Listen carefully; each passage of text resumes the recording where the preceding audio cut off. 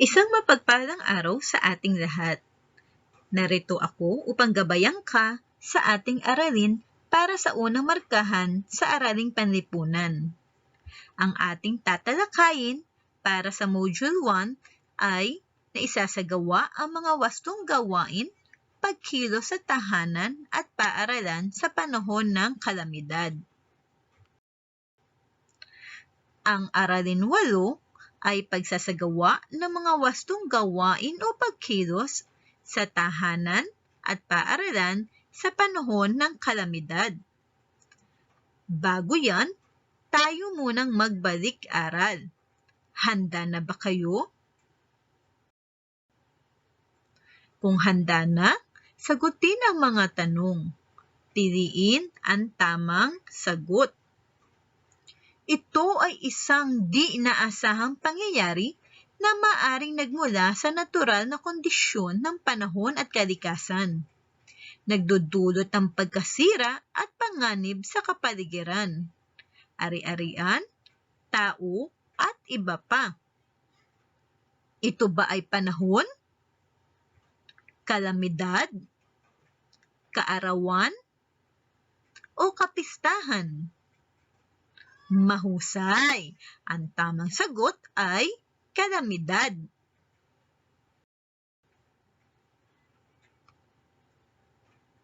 Maaliwalas ang paligid sa komunidad ni Ramon. Maraming bata ang naglalaro. Ang mga magsasaka ay nagbibilad ng palay. Anong uri ng panahon ang nararanasan nila? Tag-ulan? Tag-araw? Tag-tuyo? Taglagas? Magaling! Tama ang iyong sagot. Ito ay ang tag-araw.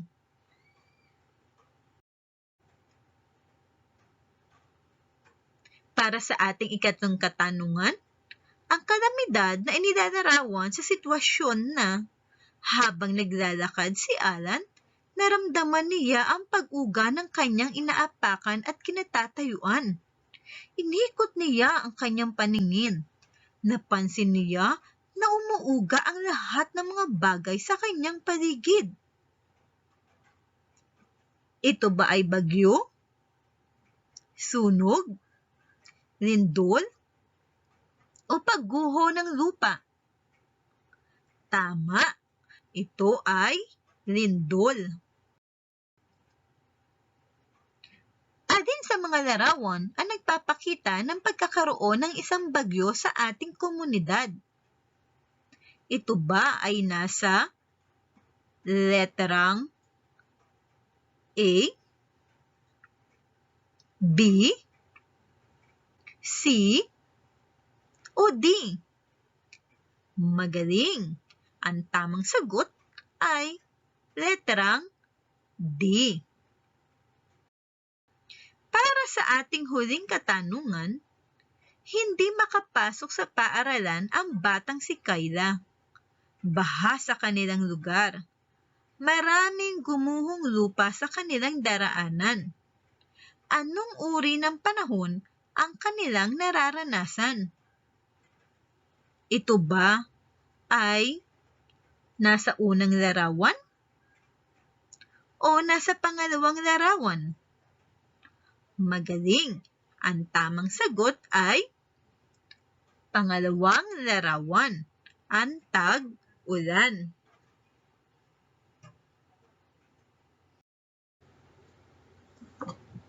Bakit kaya naglabasan ang mga guro at mag-aaral?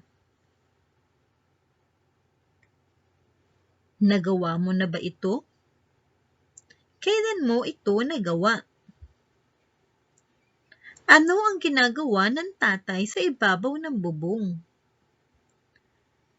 Mayroon kaya siyang pinaghahandaan?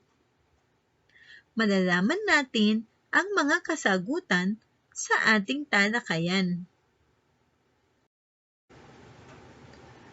Masasabi ba ninyo sa akin kung nasaan ang mga bata?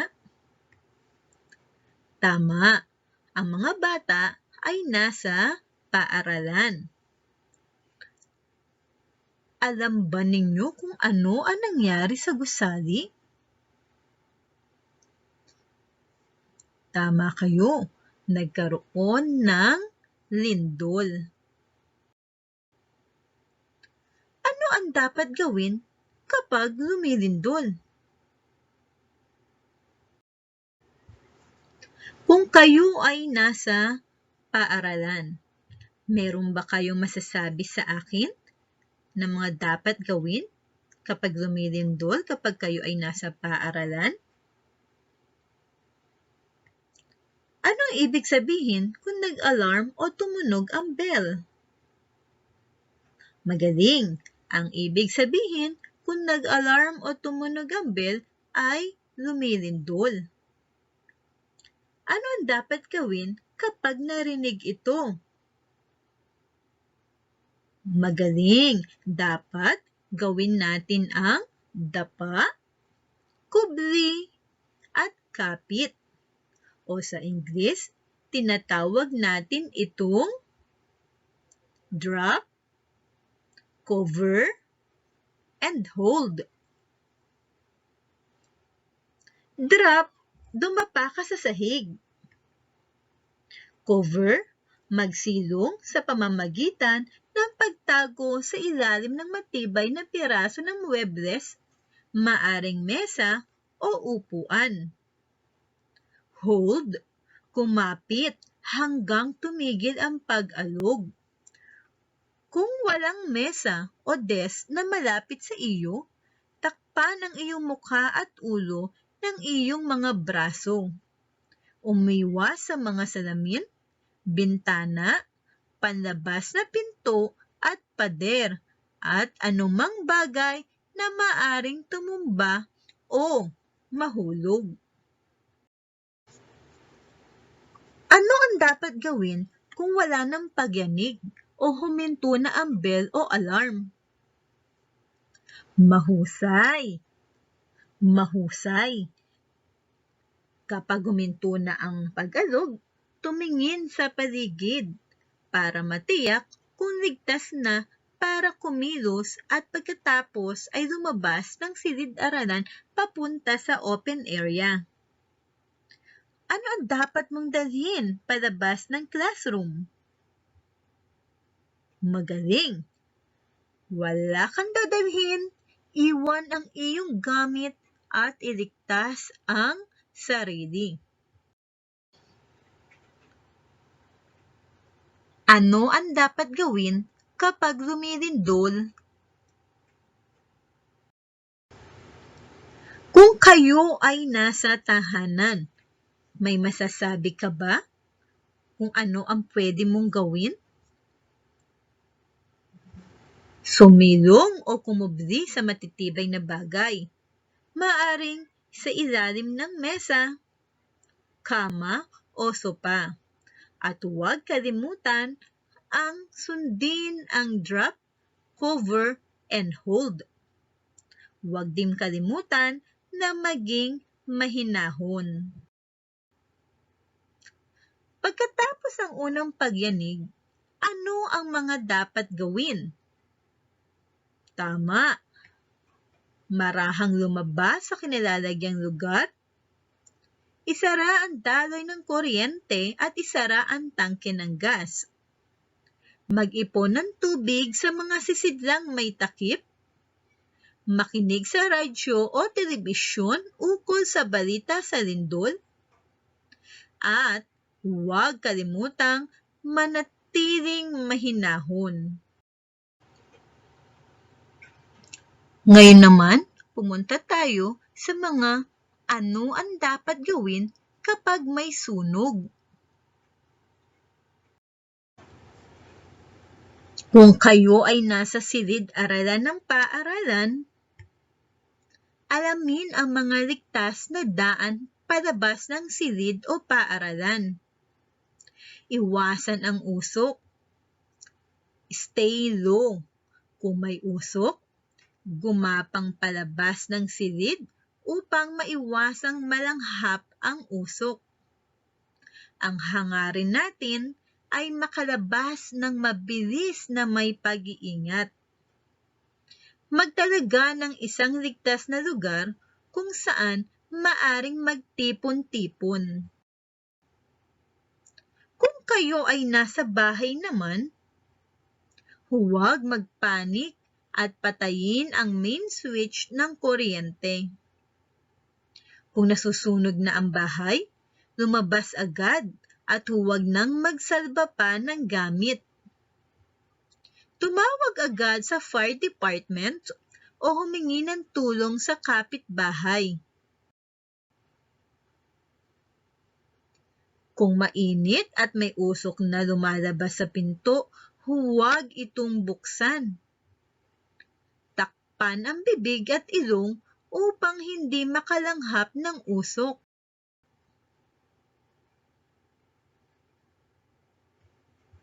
Kung hindi ka makalabas, pumunta sa bintana at gamitin ang flashlight o anumang bagay na makapupukaw ng atensyon. Kung sakaling mahagip ng apoy ang damit, magpagulong-gulong sa sahig hanggang sa mawala ito. Tandaan ang stop, drop, and roll. Stop, tumigil ka. Drop, dumapa ka. Roll, magpagulong-gulong ka. Huwag kalimutan takpan ang iyong mga mukha hanggang sa mawala ang apoy. Huwag balikan ang anumang bagay na naiwan. Hayaang ang mga taong may kakayanan sa pagsagip ang bumalik kung kinakailangan.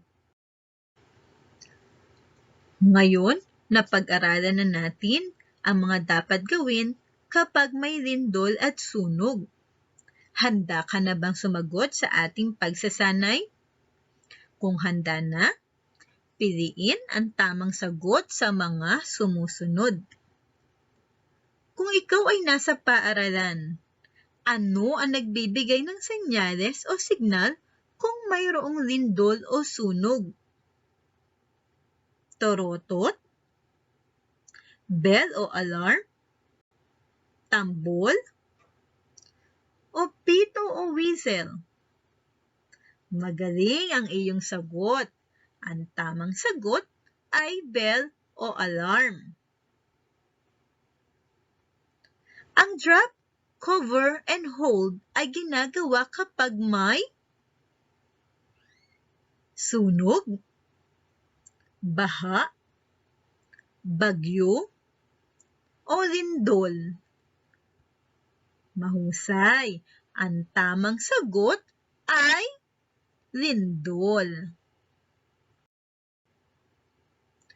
Kung wala na ang pagyanig, ano ang iyong gagawin?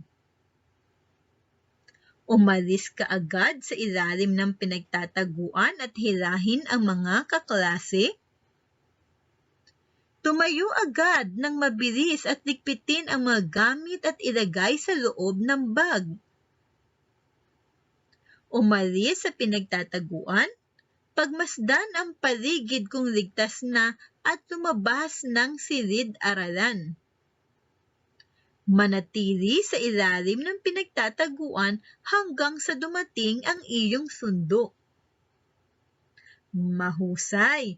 Ang tamang sagot ay umalis sa pinagtataguan, pagmasdan ang paligid kung ligtas na at lumabas ng silid-aralan papunta sa open area.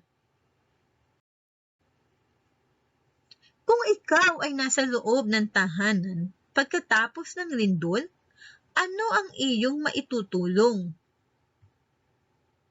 Mag-ipon ng tubig sa mga sisiglang may takip? Kumain ng kumain pagkatapos ng lindol? Kuhanin ang cellphone at mag-post sa Facebook? Awayin ang kapatid dahil nakisiksik sa iyo sa pagkubli? Magaling. Ang tamang sagot, mag-ipon ng tubig sa mga sisidlang may takip. Ano naman ang dapat nating gawin habang may lindol? Umiyak ng umiyak?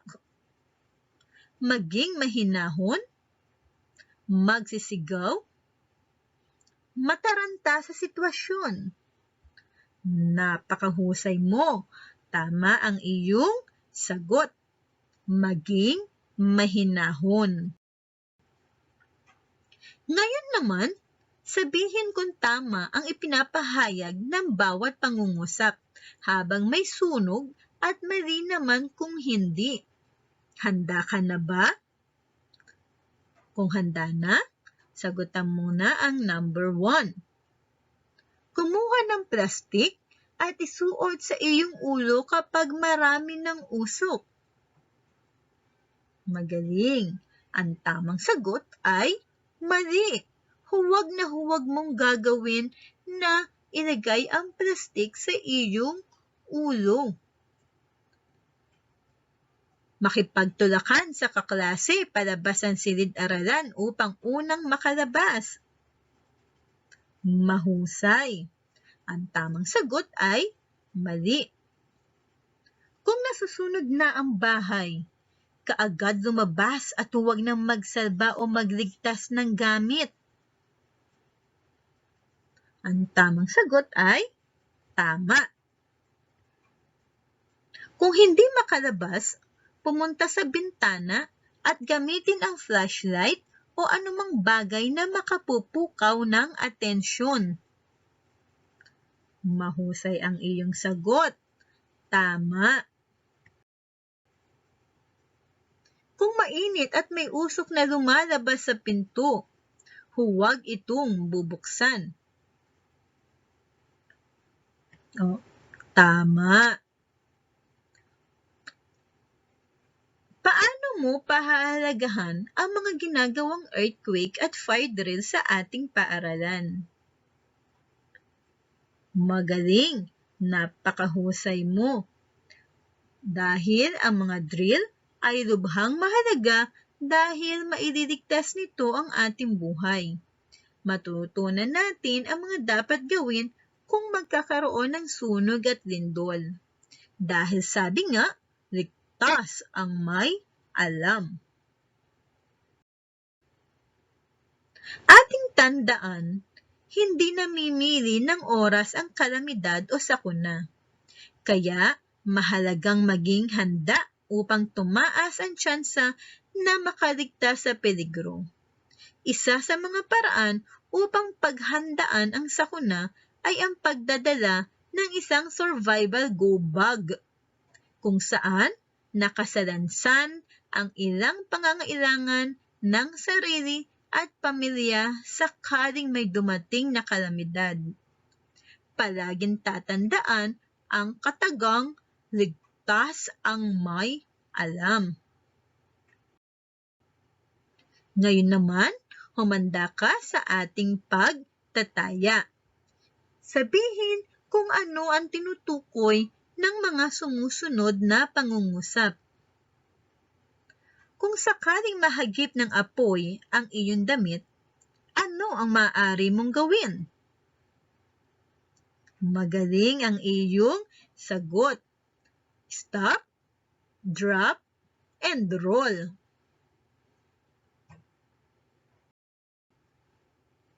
Kung sakaling naramdaman mong may pagyanig na nangyayari o lindol, ano ang iyong unang gagawin? Mahusay. Kailangan mag-drop, cover, and hold. Ano ang kailangang meron tayo sa ating tahanan bilang paghahanda sa mga kalamidad na maaring mangyari? Tama, magaling. Survival go bag. Kung tayo ay nasa paaralan, saan tayo pupunta pagkatapos ng pagyanig? Pumili sa mga larawan sa ibaba. Larawan sa leterang A o larawan sa leterang B? Tama, dapat ay sa larawan na nasa leterang B.